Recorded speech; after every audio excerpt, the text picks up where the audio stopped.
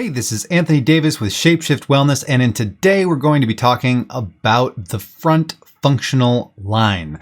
We're first going to explore a quiz, and then we will end by talking about how this might relate to yoga and how you can bring attention to these lines of muscles in your yoga practice. So let's start with the quiz. So which of these following muscles is most actively involved while this person is throwing a ball? Look at the answers, pause the video if you need to, and we'll get to the answer in a moment. Hey, real quick, make sure you like this video, subscribe to my channel, share this with your anatomy-loving friends, and stick around to the end of the video where I will show you how this stuff matters and how you can use it in your yoga practice. So let's get back to that quiz. Okay, we're back at the quiz. So we want to know which muscles are going to be most involved in throwing this ball. So first things first, let's get our left and our right correct. Sometimes when we're watching other people move, we have a difficulty in mirroring that in our brains, and we kind of get our left and our right mixed up. So here we are, there's this person here, and this is the right side. So the ball is in the right hand and the left foot is forward. So now that we have our left and our right established, let's look at where the joints are. First of all, I'll show you that, or I'll tell you a little bit more context, because I know some of you want context. This person is throwing a ball in just the same way you or I would throw a ball to a person at a reasonable distance away from us. So we are only dealing with the acceleration of the ball. We are not dealing with the deceleration of the body after the ball has left the hand. That is important because all of the muscle actions reverse when we have to decelerate ourselves. So we're ignoring that. It's just the acceleration. And I'm not getting into specifics about early and late acceleration. We're just talking about general stuff of how do we get this global movement from point A to point B. So let's start by looking at point A, and then I'll show you point B. Point A, shoulder joint. Right here, the right shoulder is kind of back, the right hip joint, the right hip is sort of back. The left leg is forward, and the left shoulder is forward. The right, again, we've got our left and right, the back shoulder, the right shoulder is externally rotated, and it needs to internally rotate from a fully externally rotated position in order to throw the ball in a normal sort of overhead throw. So if in order to throw the ball, we need to basically do the opposite of all of the current positions. We need to undo all of this rotation, this wind up. When I pull a slingshot, I pull the sling back. Then in order to release the rock from the slingshot, it all just moves in the opposite direction. I pull the sling back and then I release it, and the sling shoots it in the direction from whence I pulled. So in the same way, we've wound up this human being, and they're going to release all of that stored elastic energy in the opposite direction. So if I'm going to keep that in blue, and then on top of it, I'll do, let's say, whatever, red. And in red, you can see the movement that needs to happen. So blue is the wind up, and then red is the actual action that's going to happen. So red, you're going to take this right shoulder, and you're going to move it forward. You're going to take this right hip and you're going to move it forward. I should actually redo those because it's more of a rotation. So it's more like it rotates around, and the right hip is going to rotate forward. Okay. And then if we have the arm and it's currently externally rotated, well, when you throw the ball, it's going to internally rotate. So all of the opposite actions here are going to happen. And the right leg, which is currently externally rotated, is going to internally rotate and step, internally rotate and kind of move forward a little bit here. So in order to accomplish those things, now let's look at the muscles. So if we need to, first, let's look at the shoulder joint. If we need to internally rotate, is the infraspinatus an internal rotator? No, it is not. The right infraspinatus will externally rotate the glenohumeral joint, so that is not the muscle that is going to help us throw that ball nice and fast. The internal oblique. Well, the internal oblique, now we're talking about actually moving the shoulder forward. So we're talking about this motion right here. The internal oblique is the one that's crossed like this and like this. So the right, look, I said right side internal oblique. And make sure you notice that the internal, I said internal, not external oblique. So the right side internal oblique looks like this, and it would actually rotate the trunk to this person's right side. We need them to rotate their trunk to the left. So the internal oblique is not a correct answer. If I had said left internal oblique, which would be right here, well, yes, because that would pull the right shoulder towards the opposite hip.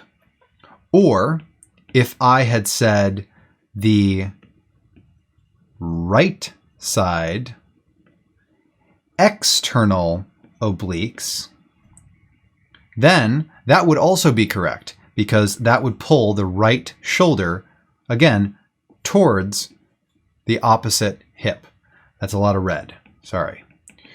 Okay, so that's not correct. I'll get to adductor longus in a second. Let's look at glute max. The glute max, which side? I said the left side glute max. Is that a correct answer? Well, the left side glute max, here's our left hip.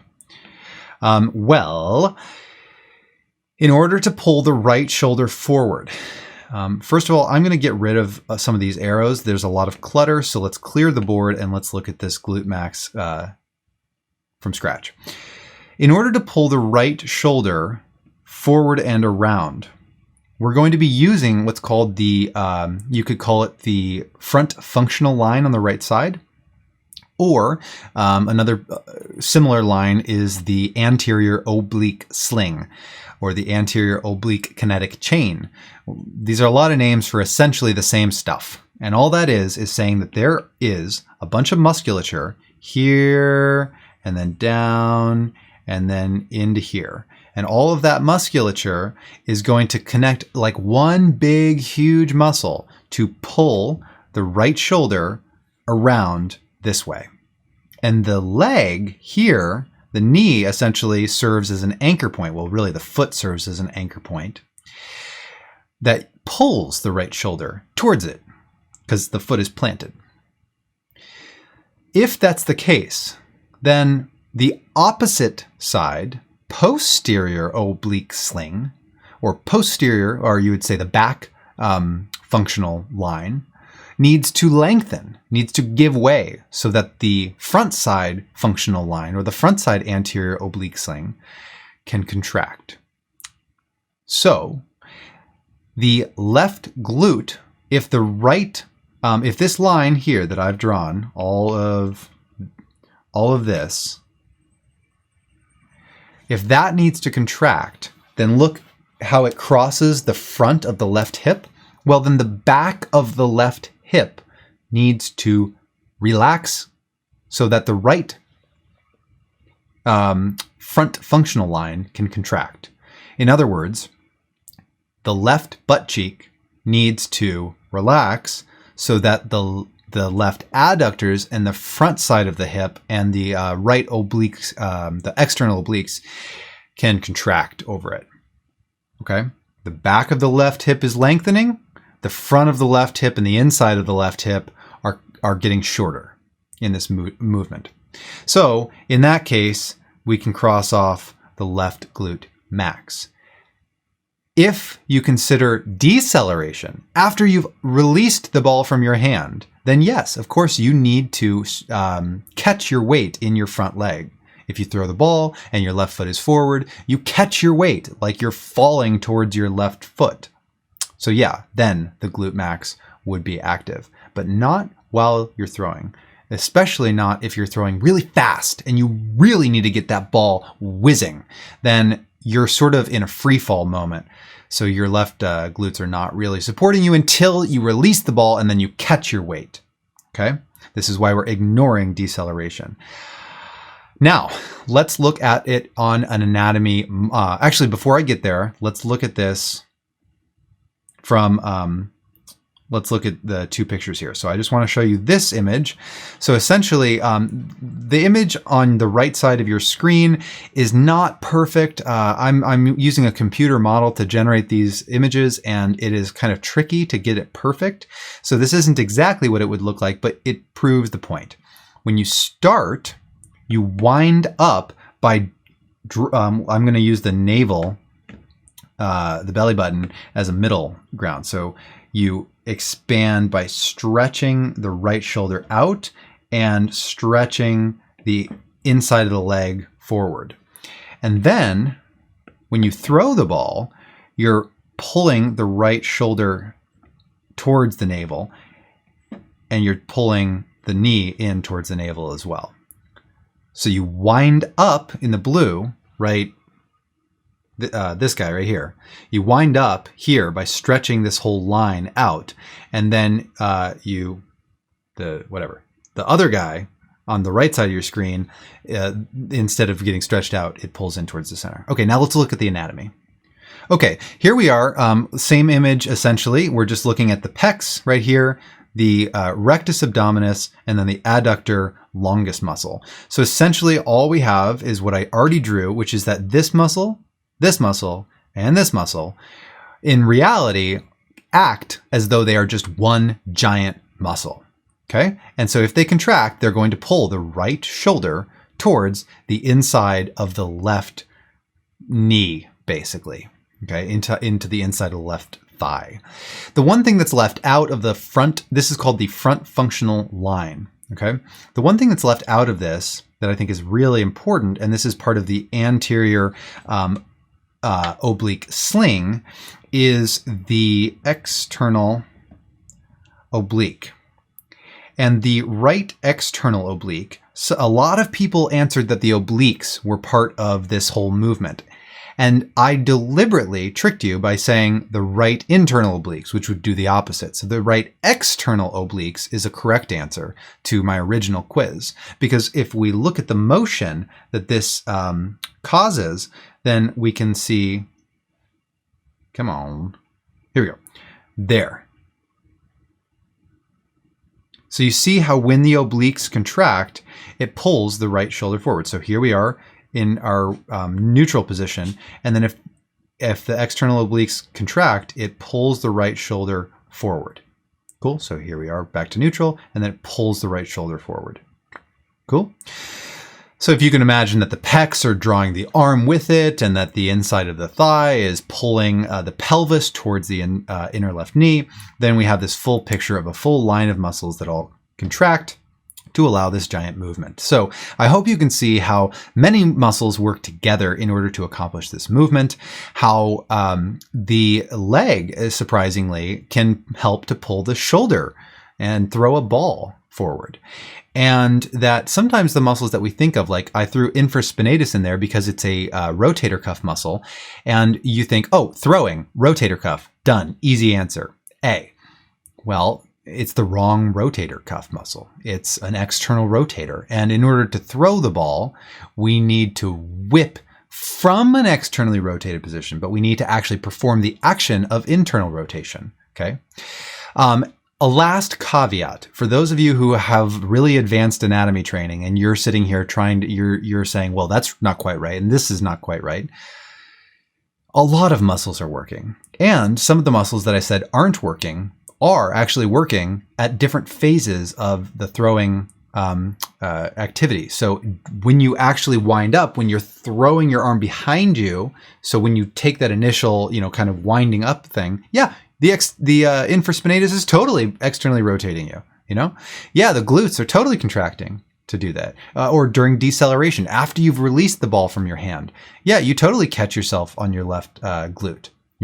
And the internal obliques work at some point in there, and tons of other muscles are working at the whole time too. Okay. So for context, we're looking at this whole thing under a microscope. We're getting really, really tiny and really, really specific, but the big picture is that lots of muscles are all doing stuff. So how does this matter? Let's get to this. How does this matter for your yoga practice?